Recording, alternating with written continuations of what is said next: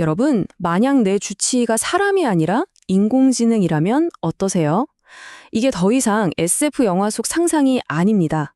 오늘 이 자료 분석에서는요, 이 최첨단 의료 AI 기술이 어떻게 우리 사회의 가장 큰 숙제 중 하나인 의료 불평등 문제를 해결할 열쇠가 될 수 있는지 그 가능성을 함께 깊숙이 들여다보겠습니다.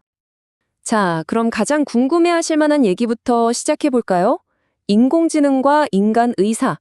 만약 이 둘을 링 위에 올려놓고 실력으로만 딱 붙게 한다면 과연 누가 이길까요? 정말 세기의 대결인데 그 놀라운 결과를 지금부터 함께 확인해 보시죠. 요즘 의료계에서는요, 말 그대로 세기의 대결이 벌어지고 있습니다. 바로 1대1 직접 비교 실험이라는 건데요. 인공지능이랑 실제 의사들을 나란히 세워두고 효율성, 정확도, 심지어 오진율까지 직접 겨뤄보게 하는 거예요. 이 그래프가 보여주는 AI의 성장 속도, 정말 놀랍지 않나요? 이제는 단순히 의대생 수준을 넘어섰어요. 진단 능력만 보면 인턴이나 레지던트, 그러니까 전공의보다 꾸준히 더 나은 성과를 보이고 있고요. 심지어 전문의 바로 아래 단계인 펠로우와도 거의 막상막하인 수준까지 올라왔습니다. 기술 발전 속도가 정말 무서울 정도죠.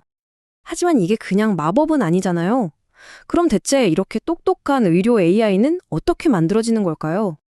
이러한 대단한 AI가 무슨 천재 개발자 한 명이 혼자서 뚝딱 하고 만들어내는 게 아니에요. 오히려 정반대죠. 최고의 전문가들이 머리를 맞대고 함께 훈련시키는 아주 인간적인 협력 과정의 결과물이라고 할 수 있습니다. 사실 이런 결과가 갑자기 하늘에서 뚝 떨어진 게 아닙니다. 이 타임라인을 한번 보세요. 한국보건복지인재원 같은 곳에선 이미 2019년부터 꽤 됐죠. 이렇게 AI 전문가들을 키우면서 차근차근 기초를 다져온 거예요. 보이지 않는 곳에서부터 꾸준한 투자가 있었기에 지금의 결실이 있는 거죠. 2021년에 있었던 한 프로젝트가 정말 좋은 예시인데요. 여기 참여한 팀원들을 좀 보세요. 엑스레이 보는 영상의학과 의사, 심장 전문의, 여기에 한의사까지? 심지어 이걸 기술로 구현할 공대생들까지 합류했어요. 언뜻 보면 전혀 안 어울릴 것 같은 조합인데 바로 이게 혁신의 비밀이었던 거죠. 이분들이 함께했던 골반 엑스레이 분석 연구 과정을 아주 간단하게 보면 이래요. 먼저 CT 데이터로 엑스레이 비슷한 2D 이미지를 만들고요. 거기서 골반 부분만 아주 정확하게 딱 분리해냅니다. 그리고 마지막으로 틀어진 각도 같은 걸 숫자로 정확하게 분석하는 거죠. 어때요? 이렇게 단계별로 보니까 훨씬 이해하기 쉽죠? 그래서 이 모든 과정에서 얻은 가장 중요한 깨달음, 그게 바로 이 한마디에 담겨 있어요. 가장 교육적인 효과가 큰 부분은 프로젝트를 함께 해보는 것이다. 결국엔 이거예요.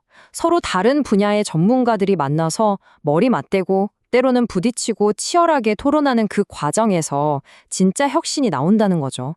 아무리 최첨단 기술이라도 결국 그 시작은 사람이라는 겁니다.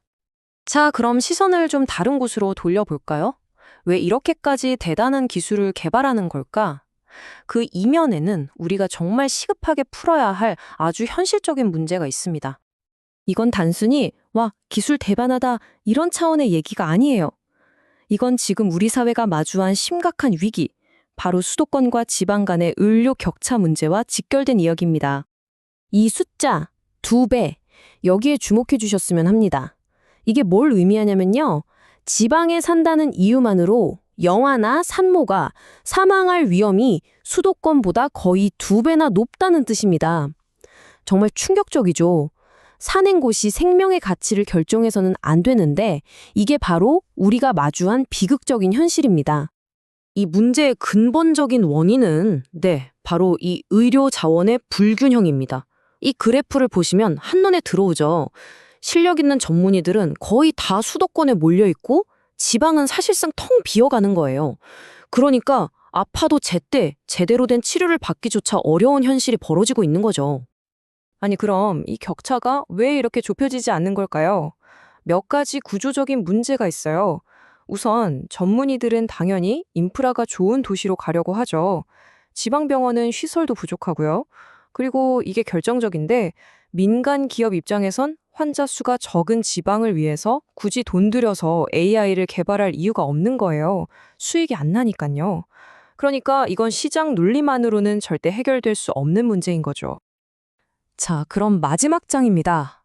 우리가 지금까지 살펴본 이 인공지능 기술이 과연 이 문제를 해결할 수 있을까요? 그 가능성을 한번 찾아보죠. 그러니까 질문은 이겁니다. 그동안 정부 정책으로도 시장의 힘으로도 해결하지 못했던 이 문제를 과연 기술이 풀어낼 수 있을까요? 그래서 제시된 해법의 청사진이 바로 이겁니다. 첫째, 돈 버는 걸 목표로 하는 게 아니라 국가가 직접 나서서 공공재로서의 AI를 만드는 거예요. 둘째, 이 AI를 이용해서 지방에서도 수도권 전문가와 협력할 수 있는 원격 시스템과 데이터망을 쫙 까는 거죠. 그리고 마지막으로 이건 정말 중요한데 의료진들이 지방에 오래 머물도록 아주 강력한 유인책을 주는 겁니다.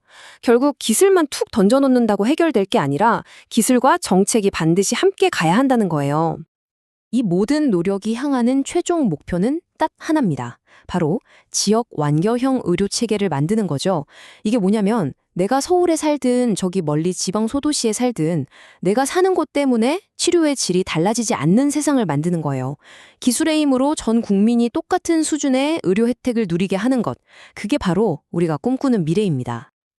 자, 이제 마지막 질문을 여러분께 드리고 싶습니다. 과연 인공지능이라는 이 기술이 수십 년 동안 풀지 못했던 지리적 불평등이라는 우리 사회의 아주 오래된 숙제를 정말 해결할 수 있을까요? 눈부신 기술 발전 앞에서 이제 우리 모두가 함께 답을 찾아야 할 시간입니다.